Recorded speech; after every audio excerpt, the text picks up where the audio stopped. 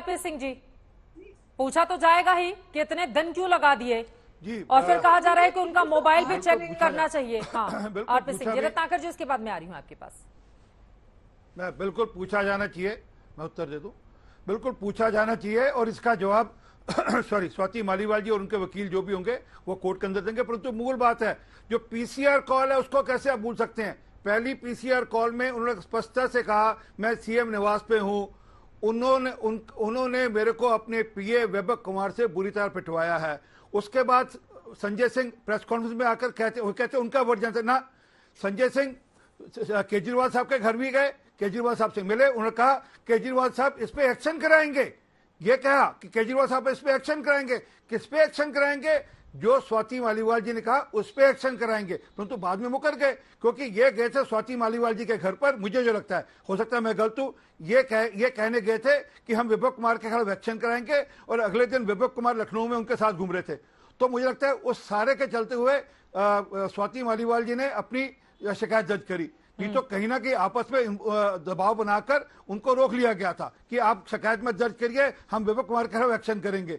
सारी मूल में जो जड़ में है वो केजरीवाल हैं और वो केजरीवाल साहब अपने आप को बचाने के लिए ये सब प्रपंच रच रहे हैं विभव कुमार का और बाकी सब जो सारा प्रपंच रचे हैं। और आज उन्होंने पूरी की पूरी जो इकोसिस्टम है पूरा का पूरा जो आम आदमी पार्टी का इकोसिस्टम है वो स्वाति मालीवाल जी का कैरेक्टर असैसिनेशन कर रहा है, जो स्वाति मालीवाल जी पर प्रश्न उठा रहा है। जिस महिला ने 20-25 साल आपके साथ काम किया, जब आपकी पार्टी नहीं बनी थी, उससे पहले जब एनजीओ चलाते 10 साल तब काम किया, आज आप उस पर प्रश्न उठा रहे हैं क्योंकि आप पे प्रश्न उठेंगे, आप पे प्रश्न उठने शुरू हो गए कि केजरीवाल साहब जवाब तो आपको देना है, पिटवाया आपने है। रत्नाकर त्रिपाठी जी, कांग्रेस पार्टी का भी इस पर अलग अलग कॉन्स्पिरेसी में वो अरविंद केजरीवाल का भी नाम देती। हाँ केजरीवाल का नाम क्यों नहीं एफआईआर में दिया उन्होंने सिर्फ विप्लव कुमार का नाम दिया है और वहां पे पुलिस के जवान खड़े हुए हैं, 3 विटनेस खड़े हैं, तो वो झूठा नाम कैसे दे देती कि केजरीवाल ने मुझको मरवाया। केजरीवाल वहां पे थे नहीं। देखिए महिला कानून का दुरुपयोग कतई नहीं होना चाहिए। अगर उनके कपड़े फटे थे तो दिल्ली पुलिस को उसी वक्त जाके विप्लव कुमार को अरेस्ट करना चाहिए था। मैं दिल्ली पुलिस कमिश्नर से चाहती हूँ कि वो आके अपना स्टेटमेंट दे, वो जवाब देंगे। वो जो पुलिस के अफसर वहां थे उनको जवाब देना पड़ेगा।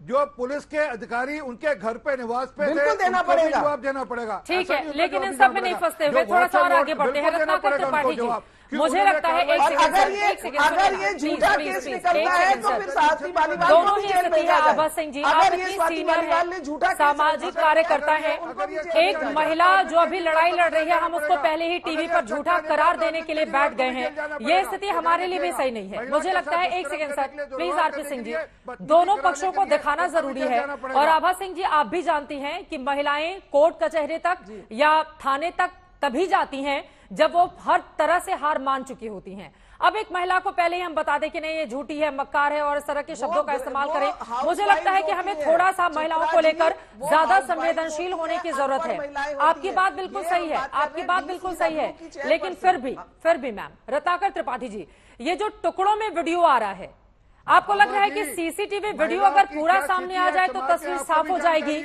और भीतर का भी? प्लीज आरपी सिंह जी, अरे सवाल तो पूछने दीजिए। संजय सिंह बना सकते हैं किसी के ऊपर। मैं संजय सिंह को आपके घर पे भेजता हूं, आप उनके दबाव से बचकर रहा दीजिएगा। संजय सिंह का बैकग्राउंड सबको पता है। बृजभूषण शरण सिंह पे एफआईआर करवा दीजिए। आपकी जानकारी के लिए एफआईआर हो गई है। अरे एफआईआर कोर्ट में मुकदमा चल रहा है। आज दूसरी जानकारी के सबसे मत बोला करिए, क्योंकि आपको सबको अरविंद केजरीवाल को बचाना है, आपको सबको वैभव कुमार को बचाना है।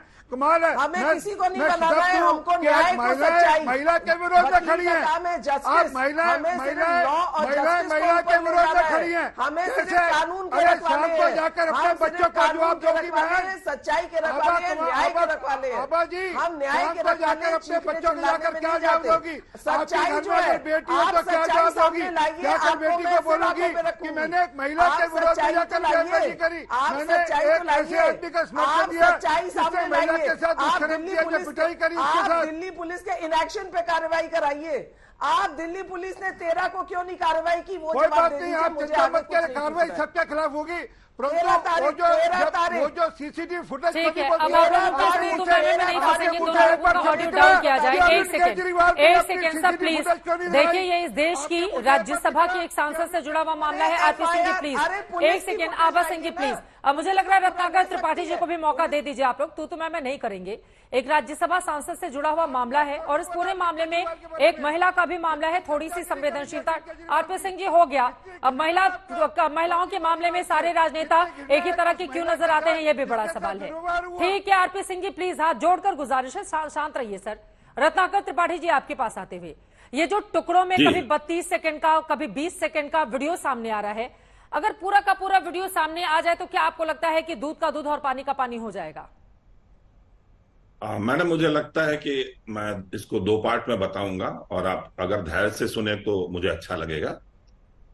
आप इस बात को पहले देखिए कि राजनीति किस तरह से होती है। आप आरपी सिंह का रवैया देख लीजिए। पहले समय से वो चिल्ला रहे हैं, बोलने नहीं दे रहे हैं।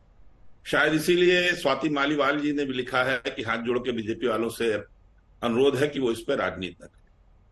रही बात जो कोर्ट कचहरी की बात कर रही थी, मैं कुछ थोड़ा सा लीगल नॉलेज अपना भी आपको स्पष्ट कर दूं। ये आफ्टर थॉट में नहीं आएगा मैडम, ये कंटिन्यूएंस में है। स्वाति मालीवाल 112 पे एक फोन करती हैं, उस पे उसके वो जीडी में लिखते हैं, जनरल डायरी में, उसके बाद जाते हैं। फिर एक चीज और है, कानूनन आप महिला को फोर्स नहीं कर सकते कि उसी समय एफआईआर लिखे। मैंने 14 को आपके उस पे बोला था, आप ही के शो पे बोला था कि दिल्ली पुलिस को स्वतः संज्ञान लेना चाहिए, जाना चाहिए। दिल्ली पुलिस देर से गई, नो डाउट, लेकिन अगर कोई ये कहता है स्वाति मालीवाल को तुरंत वो लिखवा सकते थे, तो कानूनन नहीं लिखवा सकते, वो भी एक जुर्म होता है। मानसिक स्थितियां इसमें बहुत काउंट करती हैं। और जैसे कि आभा सिंह जी भी कह रही थी कि वो अनपढ़ महिला होती, नहीं मैडम, पूरे विश्व में जो मी टू कैंपेन चला ना, उसमें विश्व की सबसे प्रभावशाली महिलाएं जो थी, उन्होंने बताया कि हमारा यौन शोषण हुआ है। और सुप्रीम कोर्ट में आप पढ़ लीजिएगा, सुप्रीम कोर्ट ने भी इस बात की लिबर्टी दी है कि आपके साथ अगर यौन शोषण हुआ है कभी भी, तो आप उसको बाद में एफआईआर लॉन्च कर सकते हैं, हम विचार करेंगे। ये रही बात इस बात की। दूसरी बात जान लीजिए, स्वाति मालीवाल ने 164 में इस बयान को दर्ज किया है, तो इस बात को चित्रा जी और आभा सिंह जी दोनों लोग जान लीजिए।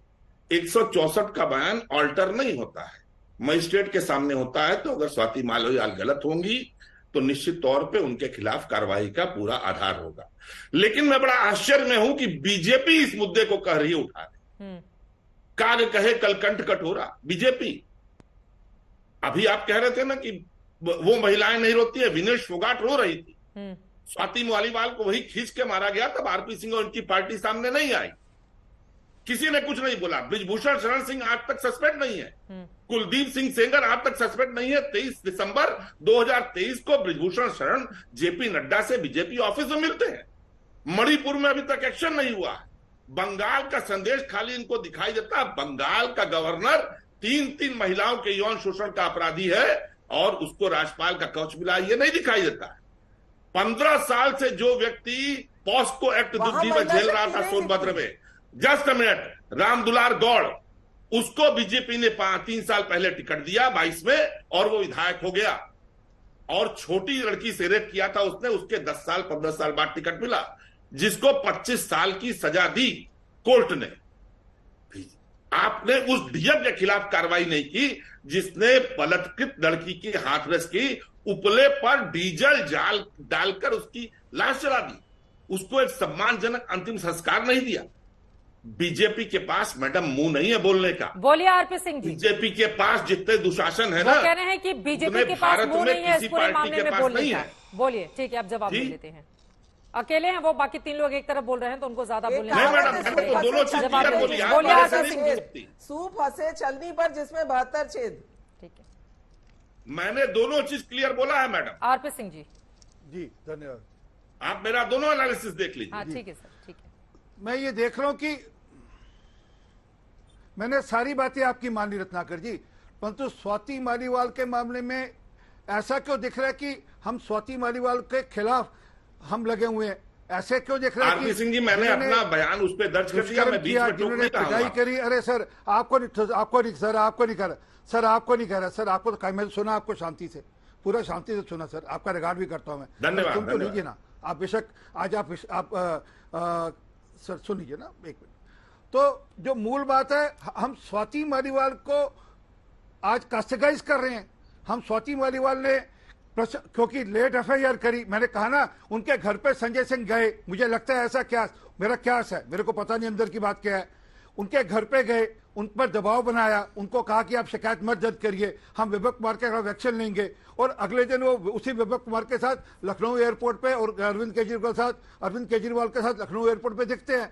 तो हो सकता है इस बात पर स्वाति मालीवाल जी के मन में कचोट है कि मेरे को बेवकूफ बना रहे हैं, और जो मुझे वादा करके गए थे विवेक कुमार का एक्शन लेंगे, वो एक्शन नहीं लिया, इसलिए उन्होंने जाकर एफआईआर दर्ज करी, इसलिए जाकर उन्होंने कंप्लेंट दर्ज करी, इसलिए उन्होंने अपनी मेडिकल कराई। तो पूरी परिस्थिति समझिए, उसके अनुसार अपना ठीक है, पूरे मामले में जांच होगी, उसके बाद स्थिति और ज्यादा साफ हो पाएगी।